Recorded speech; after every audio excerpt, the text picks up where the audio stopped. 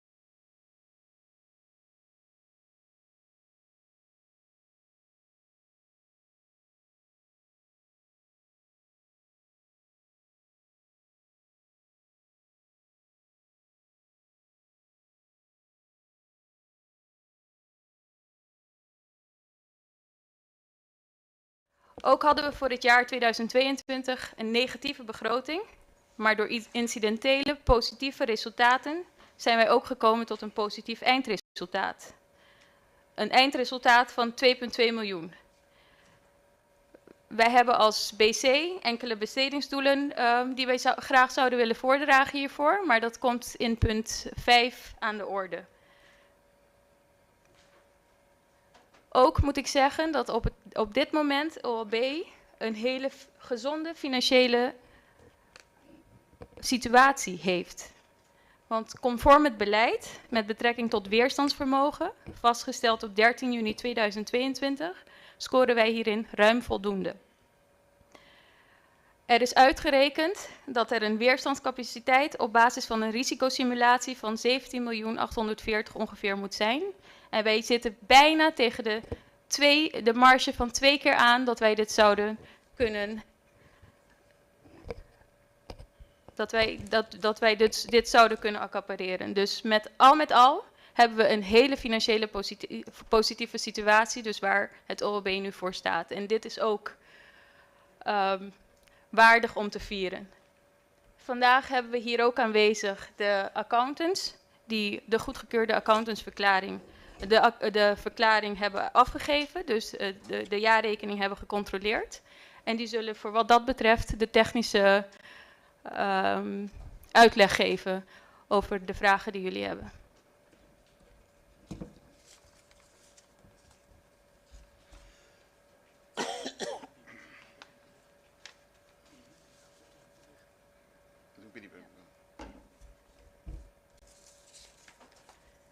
Dus ik zou graag Ron en Niels van de accountantskantoor vragen of zij de verdere toelichting willen doen.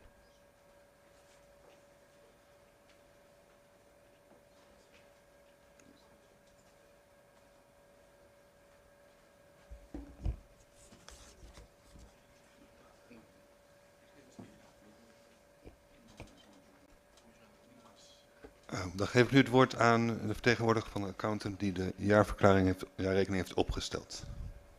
Ja, voorzitter, dank u wel. Geachte voorzitter, geachte leden van de Eilandsraad, andere aanwezigen. Dank u wel dat wij een toelichting mogen geven op de jaarrekening 22. Het werd al aangegeven door de gedeputeerden. Het boekjaar 22 was een heel bijzonder jaar. Een bijzonder jaar in de vorm van ons oordeel. Vorig jaar stond ik aan de andere kant van Kralendijk, heb ik het al aangegeven. Er werd het boekjaar 2021 afgesloten met een zogenaamde oordeelonthouding in lijn met voorgaande jaren. Maar er is een opmars geweest om de eindbalans 21 ook te kunnen goedkeuren. Dat stapje hadden we nodig, hebben we nodig gehad, om uiteindelijk potentieel te kunnen komen tot een goedkeuring over 22.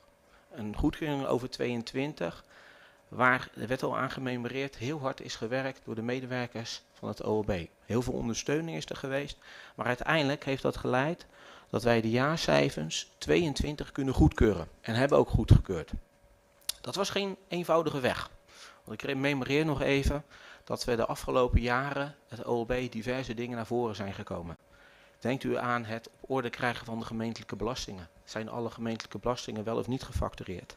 De administratieve organisatie en interne beheersing. Ik ga u beloven, het is het enige technische woord wat ik echt instop, de AOIB. Hebben wij dat echt daadwerkelijk op orde? Zijn alle processen, worden die goed uitgevoerd? Zijn ze beschreven en houdt iedereen zich daaraan? Uiteindelijk moesten er ook nog een aantal correcties worden doorgevoerd in de jaarrekening.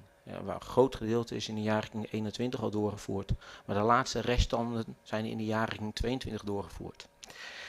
En dat sluit af met de zogenaamde verbijzonderde interne controles. En dat houdt eigenlijk in dat het OLB heeft gekeken, alle processen, alle financiële processen die we hebben, worden die ook daadwerkelijk goed nageleefd. En komen daar dan ook de uitkomsten uit zoals ze zouden moeten zijn. En wordt er ook op bijgestuurd indien noodzakelijk. Dus u voelt het aan, er is enorm veel effort gestopt om uiteindelijk in het boekjaar 2022 een goedkeurende controleverklaring te geven. Dat geven we elkaar in onze accountsverslag, een goedkeurende controleverklaring, gebaseerd op alle wet en regelgeving, BBB, BES, de FinBES, maar ook alles wat u als raad heeft toegekend en ook goedgekeurd. Dan wel daadwerkelijk ook heeft gezien. Daar spelen 2 dingen, denk ik, zijn belangrijk. Dat is het zogenaamde het normenkader. Dat is belangrijk voor het rechtmatigheidsoordeel. Nou, daar is op dit moment de regelgeving zo in de BADO dat het BC die mag vaststellen. En dat is ook daadwerkelijk gebeurd voor 22. We hebben gezien dat deze ter kennisgeving is gestuurd aan de Raad. En een ander onderdeel is het zogenaamde controleprotocol. Het controleprotocol hebben wij nodig voor 2 dingen. 1, dat is, heeft het OLB, de Eilandsraad, ook daadwerkelijk de accountant aangesteld. En 2, met welke tolerantiegrenzen heeft u ook de accountant op weg gestuurd. Nou, ik kan u aangeven dat is 1% van de totale lasten. Ik rond hem even af, dat is ongeveer 1 miljoen. Dus die tolerantiegrens van 1 miljoen, die hebben wij daadwerkelijk ook gebruikt. En het protocol wat van toepassing was, of wat nog geldig was voor 2022, hebben we ook weer gebruikt. Ik wilde toch, omdat het een technische beschouwing is, toch een aantal dingen eruit halen. Ik ga niet mijn hele accountsverslag voorlezen, want dat heeft u ook kunnen lezen. Maar ik wilde toch wel een aantal dingen uithalen die echt wel heel specifiek waren voor het boekjaar 2022. Als eerste hebben we het uitgebreid ook over gesproken, de deelnemingen die het OLB heeft. En de afgelopen jaren een belangrijk onderdeel waarom er eventueel niet of wel tot goedkeuring kon worden gekomen. Nou, ik kan u aangeven, er zijn heel veel jaren, er is een enorme inhaalslag geweest met alle deelnemingen, alle jaarrekeningen. Dat hebben wij kunnen meenemen. Sterker nog, we hebben een aantal deelnemingen ook daadwerkelijk zelf bezocht. Hoe staan de cijfers daarvoor? Dus alle waarderingen in de jaarrekening, dat is wel op kostprijs, staan op een goede manier ook opgenomen. Ander belangrijk punt, en ik gaf het al aan, de belastingen, de belastingopbrengsten. Je kan een belasting opleggen, maar het is wel heel belangrijk dat je het daadwerkelijk ook dan gaat incasseren. Oftewel de belastingdebiteuren. En dat is ook altijd een belangrijk aandachtspunt. Is, in dit geval heeft het uitbesteed, BCN, is men ook in staat om daadwerkelijk ook de debiteuren te incasseren. Nou, heel veel is geïncasseerd. Er is ook een restant debiteuren. Ja, dat zou mogelijk naar een ander chapiter moeten, eventueel naar de deurwaarde of wat dan ook. En daar hebben we dus ook goed gekeken met het OLB, moeten daar niet de juiste voorzieningen voor worden getroffen. Dus u ziet ook dat de voorzieningen voor de debiteuren fors omhoog is gegaan. 2 andere belangrijke die u heeft gezien, waarschijnlijk, dat is de zogenaamde seniorenregeling. Het BC heeft een besluit genomen op basis van de fungerende wet en regelgeving dat er voor medewerkers een zogenaamde seniorenregeling beschikbaar is gesteld. En die seniorenregeling heeft geleid dat diverse collega's van het OLB, medewerkers van het OLB, daar ook voor hebben gekozen. En daar hebben gekozen om wat eerder met pensioen te gaan. Nou, dat moet, omdat dat voor de jaarrekening voor 31 december 2022 bekend is gemaakt, heeft dat ook geleid tot een specifieke waardering in de jaarrekening. Kijk even, ik spiek even, meer dan 7 miljoen aan toekomstige lasten voor deze medewerkers heeft het OLB ook opgenomen. Een laatste punt, dat is een zogenaamde subsidie die eind december is gekregen van de LNV. Een subsidie van rond de 6-7 miljoen dollar. En deze subsidie is aangemerkt als een zogenaamde vrije uitkering. Echter een vrije uitkering, dat voelt u al, het woord vrije uitkering, daar mag ik het aan besteden aan de doelen waarvan u als Eilandsraad zegt, daar wil ik het aan besteden. Nou, dat is niet helemaal zo, want het LNV heeft aangegeven, u heeft deze subsidie aangegeven, maar het moet wel aan bepaalde doelen worden verstrekt. Vandaar dat er ook in de jaarrekening voor deze subsidie een zogenaamde bestemmingsreserve is opgenomen, omdat het OLB deze gelden ook daadwerkelijk aan deze doelen moet uitgeven. Zijn we er dan? Nou, heel veel dingen op het gebied van de getrouwheid. Een ander onderdeel is wat wij moeten controleren, en dat is voor Caribisch Nederland is dat gelukkig, ik zou bijna zeggen, wat minder omvangrijk als voor het Europees Nederlands deel. Dat is het onderdeel rechtmatigheid. Rechtmatigheid is een belangrijk onderdeel wat wij ook controleren. En ik gaf het al aan, we zijn ook bijzonder kritisch geweest, ook ten aanzien van alle posten, want het is het eerste jaar dat we goedkeuren. Zijn we dan helemaal foutloos als OLB? Nou, ik zou bijna zeggen nee, want u heeft ook kunnen lezen dat we een zogenaamde onzekerheid hebben meegenomen in ons accountantsverslag. Dat heeft te maken met de zogenaamde motorrijtuigenbelasting. Voor de mensen weten dat wel. Er geldt een ander tarief voor de diesel als voor benzine. En op basis van diverse waarnemingen is geconstateerd, op basis van die zogenaamde bijzondere interne controle, dat er toch op het eiland auto's rondrijden die zijn aangeslagen als benzine, maar eigenlijk voor een dieselaanslag hadden moeten gaan. En ik heb het niet meer helemaal nagekeken, maar dat scheelt echt honderden dollars. Nou, daar hebben wij dus ook een foute marge voor opgenomen, omdat in het normenkader is aangegeven dat wij als accountant moeten kijken naar het financiële onderdeel van motorrijtuigenbelasting.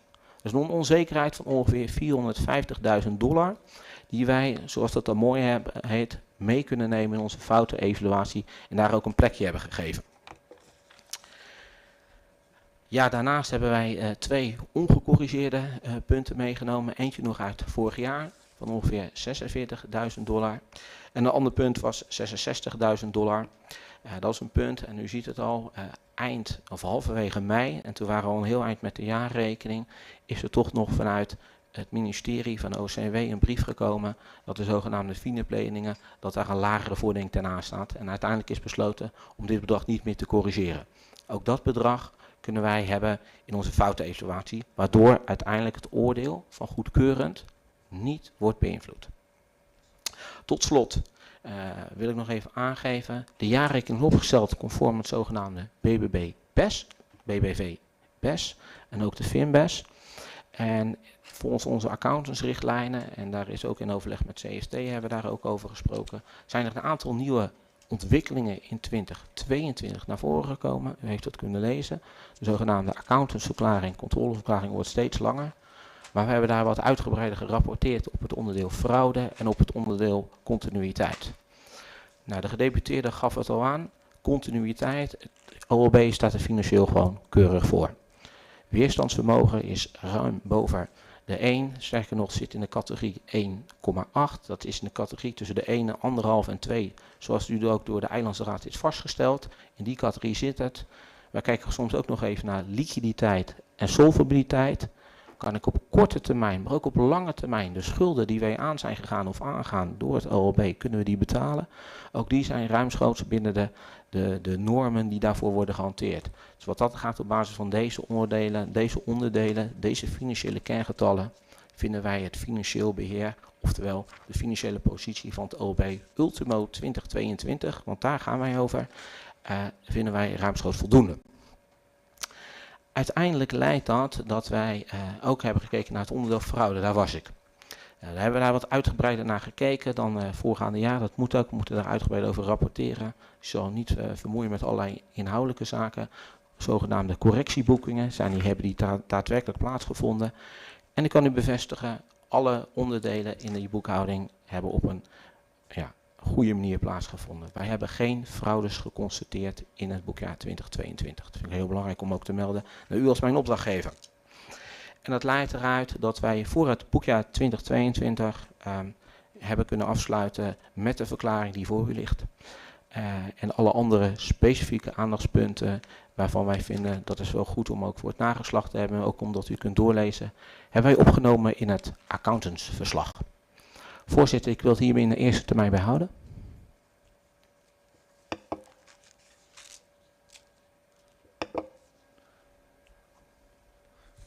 Dank voor de toelichting.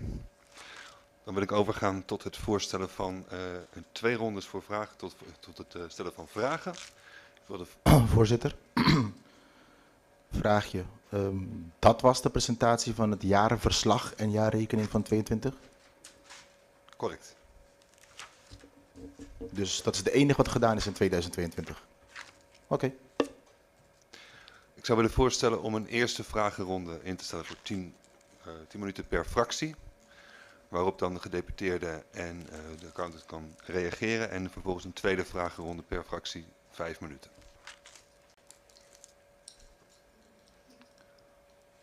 Kunt u daarmee instemmen?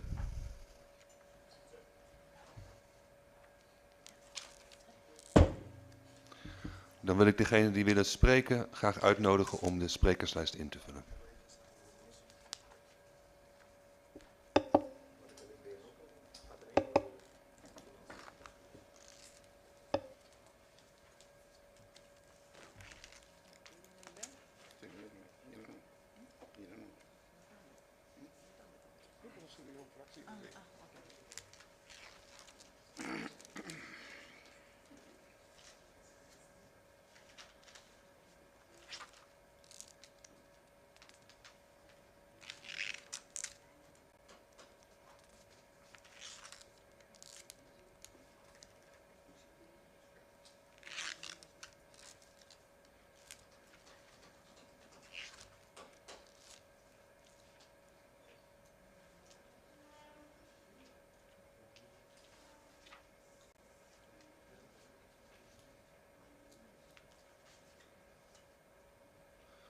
Dank u wel. Dan wil ik als eerste het woord geven aan de heer Abraham namens de Partido Democrat.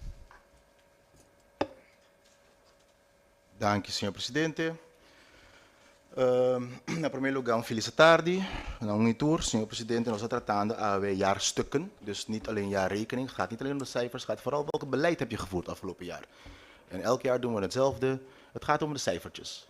Nou, en dan hebben we uiteindelijk, wat ik net hoor, 2 miljoen overgehouden. Nee, je had begroot dat je 1,9 miljoen tekort zou hebben. Dat betekent dat je een onderbesteding van 4 miljoen hebt. Dus dat is niet iets om te vieren, wat ik de hoorde gedeputeerde zeggen. Dat is iets om uit te leggen, hoe kan het zijn dat je 4 miljoen niet hebt gebracht waar het hoort te zijn. En wat is er gebeurd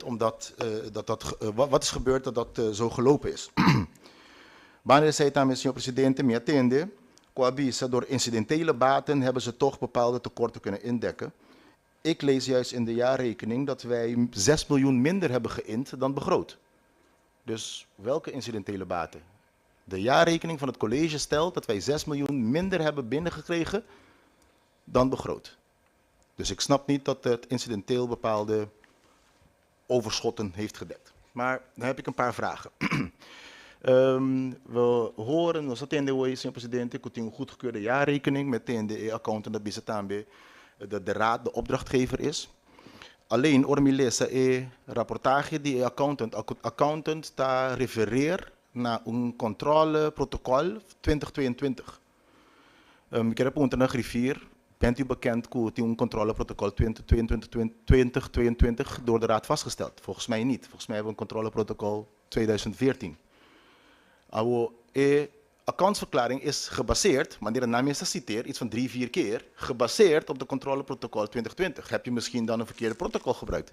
Want wij hebben geen controleprotocol 2022. Ik pergunta tayo comité beoordeel accountantsverklaring, want het is de basis waarop het zich zijn verklaring afgeeft, bestaat niet, voor ons althans. Zij te een technische vraag comité, waarmee comprende que comité bezig beoordeel aan. We promeer ons bij denk contenido die diferente pergunta conosting.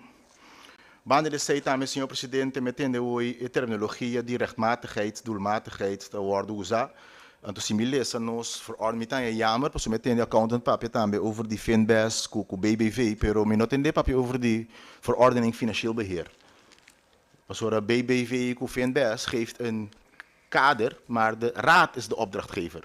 Dus naast de kader van de Finbest, raad dat doen een opdracht binnen wetgeving, verordening financieel beheer, binnen die verordening accountantscontrole, binnen die verordening controleprotocol. Minten dimensionan ng Yumbia. De vraag is, tapa minister accountant tatra, tapa CFT tatra, of tapa raad. Ding nos financieel beheer, ding zowel verordening financieel beheer in para een rechtmatigheidsbepaling. Aan de rechtmatigheidsbepaling komt de opdracht accountant tinta, tapa controla, ku elo qual worden executa, tabata dinge presupuesto. Accountant tabisando. We doen een goedgekeurde verklaring, dus dat zal wel zo zijn. Pero ora nos abre jaarrekening, senhor presidente, buntinko bij masha pagina, botan jabo na pagina 10, tapara, palabra nang die BC. Het budget is bijna met 5,8 miljoen overschreden. Kan dan ficar que BC ta indicar que na gasta 5,8 miljoen de mais, de lo qual que estava presupuestado. Anto pa kiko nangagasesa aqui, para lo qual te worden chamado primeira regel, senhora regeling e die dos regeling die senhora beleid. Ao senhor presidente, ai vai den presupuesto quando nós presupuestava senhora beleid. Anto me vai den presupuesto, a mim tá ele estranho para sobre senhora regeling, senhora beleid que te worden mencionar aqui, te worden botar die bestuursapparaat. Pero ora me lees den presupuesto, te para bou die ouderenzorg. Post 640. Sobre een seniorenbeleid, dat inderdaad boe manejo kon moeten attenderen op grandinang. Mensen boven de 60 binnen je samenleving, zo die pensioen moeten doen en dan ting aanleunwoningen. Ik pregunta dat 5,8 miljoen no se invertido in ons grandinang na Bonaire, a pesar que está presupuesta. Pues ese es lo cual que el seniorenbeleid dinge presupuesto die OLB tanifica. Pero wanneer we mencionan, dan hebben we dos cosas, seniorenregeling, seniorenbeleid, no se bij purba wak, interno que na senhor presidente, no está en essa que ano passado nós tínhamos ter kennisneming, rata hanya senhora regeling de BC. Ter kennisneming, não? Deputado a acordar, firma, depois manda informar-nos. O deputado, aparentemente, senhor presidente, aí chega num convênio com o partido na terceira, para algo que custa o governo 7,2 milhões, porque não está pressupostar. E não está dentro do pressuposto. Ante pergunta que me tem, senhor presidente, nem accountant, is dat rechtmatig? Para sobre de begrotingswijziging komen depois, omdat hij correctie tampouco pensa aqui. Wanneer hij, senhor presidente, me tem pergunta na jefe de finanças, professora Miranda de Finbest, tem specifieke taak voor jefe de finanças, que geen één middelen die niet in een goedgekeurde begroting staat, mogen worden uitgegeven, nog verplicht. Maar ik heb onder jefe de finanças, combin a permitir als een verplichting die iets dat niet begroot is. Wacht, senhor presidente, se você pensar que você tem uma regeling, você faz algo, para me costa botar assim, tá, botar um plano, você pensa em tal direção, botar assim calculação mais ou menos quanto você quer que tá costa, botar bem isso que tem budget recht goed raad, botar deliberar com o raad que o planta, botar passe aan adapter, botar apresentar o original acordo begrotingswijziging, tá begroten, aan theorie botar firma. E não botar firma, antes depois botar inkedinje.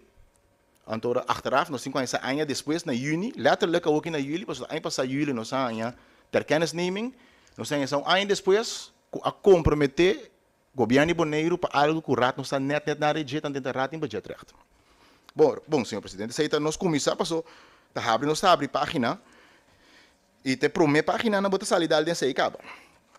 Banner de sei também, senhor presidente, nós toma nota, apesar que aqui fora, né, comunidade aqui fora, bota mira, Machado Lobo carretera, nós também o governo Bonaire a sobre 10 miljoen. Riba verkeer, vervoer en waterstaat. Atrobe. 10 miljoen. Met elkaar, senhor presidente, ano passado, zo ding, bani augustus en ik nós zijn, we doen 3 para 4 begrotingswijziging, 3 outro. Eerste begrotingswijziging estava depois de half jaar. Toen reunião nos punta, até nossa punta, wegeplan, com nos plan, deputada Bissami que dense, o bolte se que cabe bolsa cudia e plan não sali. Nossa punta, tem sangue para begroting, que uma planta que dia carretera de ordem assim. Nós atende, que não hora porque bebo nem preocupado, nem pensa que tá nossa preocupação, senhor presidente, que o fim ainda chega, cai na direita, pero tem 10 milhões em casa. 10 milhões em casa. Nós atende, senhor presidente, fim ano, não, cai grande sem, prometo que fim ano, nós talvez aqui dentro, que já overhevelende middelen, outro ano nós aqui claro com ele, pergunta, sei lá que é nós aqui dentro dia que presupuesto ano passado. Abismo nós que prometo que fim ano, cai grande está claro. E pelo motivo é essa reservação para cai grande.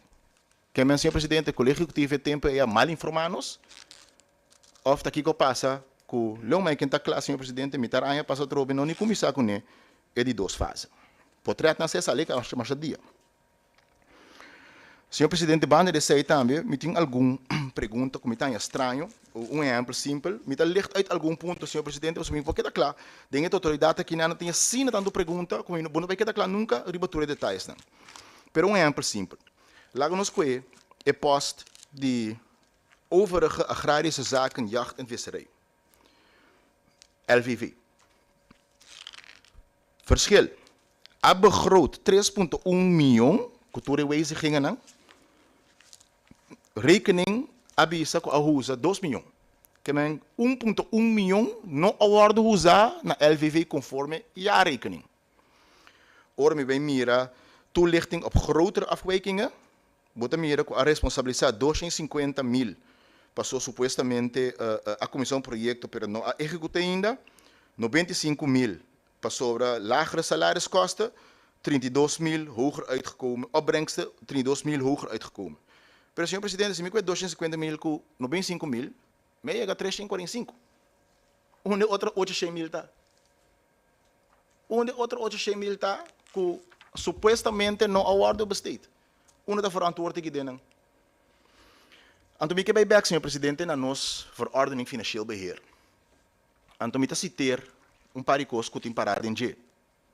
Het para duidelijk que nos jaarrekening mister ta hoop duidelijk stipula nos begroting tambe wat gaan we doen, wat denken we te bereiken en hoeveel mag het kosten. Op je einde, volgende zinsnede. Het moet smart zijn.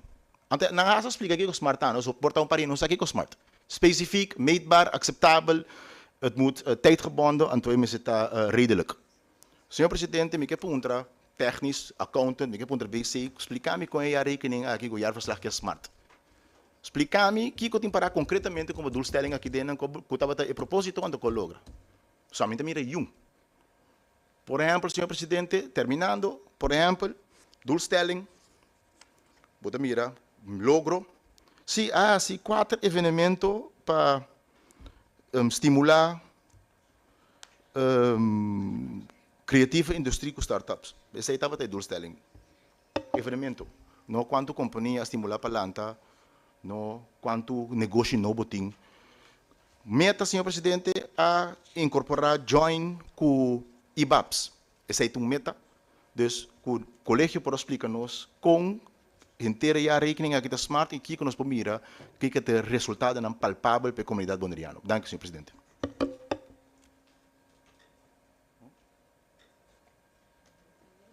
Dank u, meneer Abraham. Dan geef ik graag nu het woord aan de heer Wout van de fractie NPB.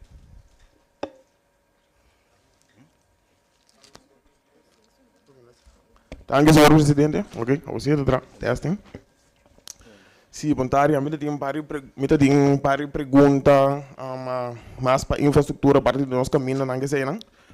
Pero, mas nem me bisa não começa a bisa que era a rekening está goed gekeurd. Aqui não dá emitir uma reportagem de quando tu bisa accountants kantoor que me tem opiori me tá quer que escuchando outro colega não então nós me tá me tem ganas de mirar para a aclaração mas um ainda se accountants kantoor não tá bisa que tá goed gekeurd outro ainda gritando nós tá brua pueblo sin imitaia um ainda tá que bisa aqui banda já banda boleh bisa bem então assim nós tá que da AB vai então nós tá que da claro nós me está seja que ajuda a construir e não lego mais com a destruição não que nós que por baixo com nós trabalho que nós temos como representante do pueblo nós me está voorbeeld para o pueblo então lá me vai over na pergunta na emissora. Senhor presidente, ponto de ordem. Senhor. Raadslid Abraham, kunnen wij... Sim, ponto de ordem, Johnny, senhor presidente. Me está estranho, senhor presidente, para só segundo nós temos uma comissão, então tem ética política que tem prometendo para direcionar para outro colega. Para mim, compreender que o certo ainda não está na chega, então que não está compreender que tem política tem prometendo para direcionar para outro ainda. Pero já portada na partida está sendo que está bem, que não tem ética. Que me está pedindo voorzitter, sim que o voorzitter por atender com a ordem da sala aqui para se sendo que está biro que me se biro da comissão.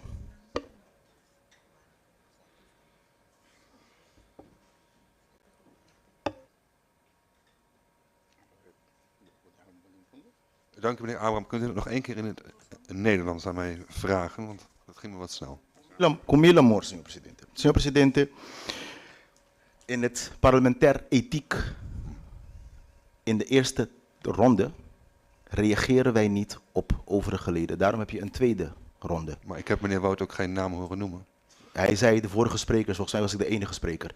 Dus de heer voorzitter, ik zal uw sprekerslijst even nalezen. Kijken welke andere sprekers waren er voor mij. Niet. Dus, en dat is het probleem, senhor president. We kunnen spelletjes spelen hierin. Als dat de bedoeling is, laten we het vooral gaan doen. Laten we dat gaan doen. Dus bij deze is deze commissie een spelletjesronde geworden. En dan gaan we dat doen. Geen parlementaire ethiek meer in deze commissie.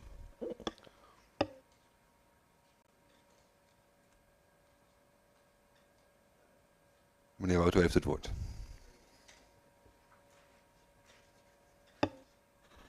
Se lijn bij over een pergunta dan. Hoeveel geld is er begroot voor het onderhoud wegen en damen en rooien? Hoeveel kilometer asfaltbeton en andere vorm verharde wegen hebben we binnen het openbare lichaam Bonaire? Ik vraag deze vragen zodat we weten voor hoeveel werk. Nummer 3. Hoeveel geld is er nodig om alle zandwegen binnen de bebouwde kom te verharderen en in hoeveel tijd kan dit uitgevoerd worden? Uit hoeveel kilometers aan wegen bestaat de infrastructuur in de Knoek? Hoeveel geld is er nodig om dit jaarlijks te onderhouden? En ten laatste, hoeveel geld is er nodig om alle routes te snoeien en onderhouden gedurende 2023? Bedankt, voorzitter.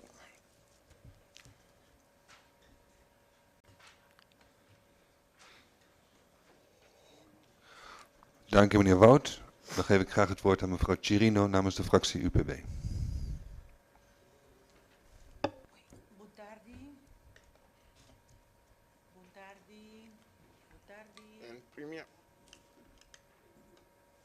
Sì, buon tardi. Presidente Nang e stanco te escucha-nos. Mi da começar a felicitar o aparato, torrendo de uma maneira ou outra a trabalhar para lograr para chegar na conta anual aprovada.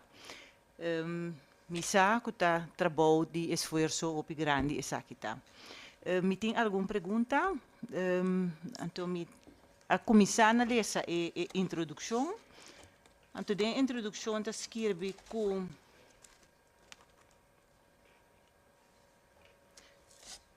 de beleidsverantwoording leggen we meer nadruk op de realisatie van beleidsdoelstellingen en minder op onze reguliere wettelijke vastgestelde taken. Mitingana di sa di kon ascoge pa koe aanpak aki. Não compreende. Dus mitingana di sa di kon ascoge pa aanpak aki. Anto miting outra pergunta que também me dá um ticket trobe estrutura. Na página 9 nós mira como está aí vez.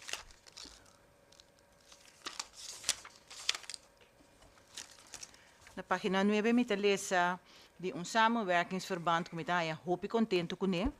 Pero me queda sinti falta sobre het inscribir periodieke gesprekken entre OLB, CFT en BZK.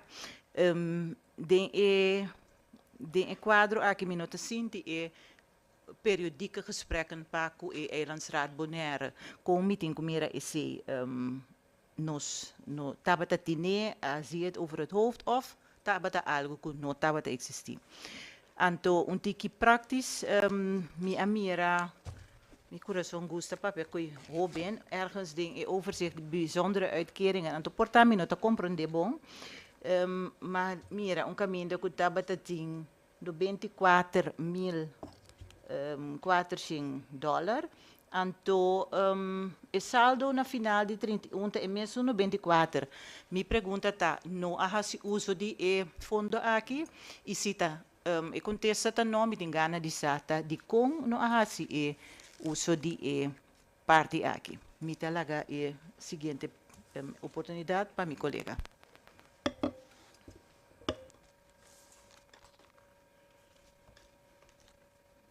Boa tarde, senhor presidente e outro presidente. Me está sluitend met aan palavra de felicitação na tanto colegio executivo, então a condenante também com a condenante com a dona goedkeuring para o jaar in 2022 e também naturalmente estão com a ajuda por a schouder de projeto para acabar com já rekening para por a contas de controle goedkeur. Me escuta agora que tem margem de erro para o que trata de belasting motorrijtuigen. De bico tem veículo na corre na Bonaire, supostamente custa de diesel, pero quando paga para gasolina. Então, me ponto mês, como é possível que nós podemos margem de perda de entrada, nós podemos assim, como se vai em cada governo, dia grande que nós não podemos sacar foto com quem se por correr com veículo que está de diesel ou gasolina, então está paga belasting não correspondente, ou não está paga belasting correspondente. Então, se nós não temos aparato por controlar a parte de mitigar bom nesse lugar com o governo, no caso aqui, mitigar nós mesmos, mas vai bespreken para você estar salvo esse de parte de raad. Quando você vai na introdução de cursus local para Bonaire. So me quer uma vez vou ter cursus local, então inang vou sacar for mesora, tá qua veículo tá de diesel, e qua veículo tá de gasolina. Então eu vou evitar que tem gente nang de caso aqui conscientemente ou inconscientemente paga para belasting mais boa que outro. Dus de quadro me quer bom nós estudiar esse rato, então quizás se o governo tem plan para conhecer, é curso local, tá bom para nós conhecer também. So niet para nós trazer rápido de BC de modo que nós podemos evitar a perda de entrada para parte do governo. Voor de rest, me tá queda para estar aqui te Kinang, senhor presidente. Dank u.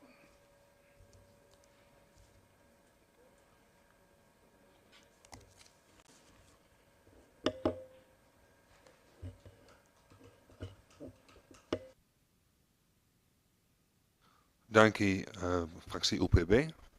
Hoeveel tijd denkt het bestuurscollege nodig te hebben om de vragen te kunnen beantwoorden die gesteld zijn door de Eilandsraad?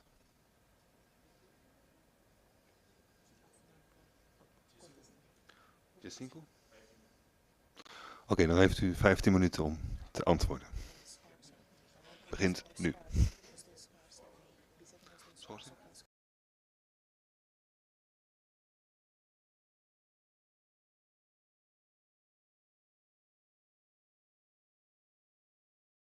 Ja, zie zo. Dan schors ik hier bij de vergadering voor 15 minuten opdat de vragen besproken kunnen worden.